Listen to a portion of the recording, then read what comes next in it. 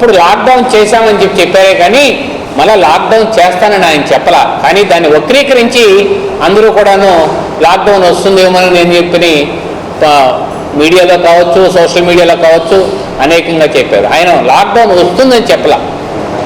ఎప్పుడైతే మనకు కోవిడ్లో జరిగినటువంటి ప్రక్రియలో మనం అందరం కూడా ఐకమత్యంగా కలిసాం, పార్టీలకు అతీతంగా, మతాలకు అతీతంగా దేశమంతా ఒకటై ఆ యొక్క ఏదైతే విపత్తును ఎదుర్కొన్నామో అలాంటి విధంగా మనం కూడాను ఎదుర్కొనే విధంగా ముందుకు వెళ్ళాలనేటువంటి ఆలోచనతో ఆయన చెప్పినటువంటి మాటని వక్రీకరించి చెప్పారు. మా మోడీ గారు చెప్పినటువంటి మాట అన్నటువంటి విషయాన్ని నేను మీకు తెలియజేస్తూ ఉన్నాను.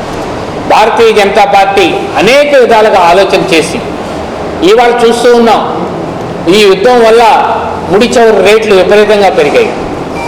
దాదాపు 50 రూపాయలు 60 రూపాయలు ఉన్నటువంటి ముడి చమురు 100 రూపాయలకి రీచ్ అయింది.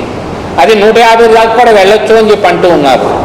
అదే కానీ జరిగితే మనకున్నటువంటి పెట్రోలు, గ్యాస్ ధరలు విపరీతంగా పెరిగేదానికి అవకాశాలు ఉంటాయేమో అని చెప్పని మన వాళ్ళు భయపడుతూ ఉన్నారు. మన వాళ్ళే కాదు, దేశం అంతా, ప్రపంచం అంతా కూడా పడతాం.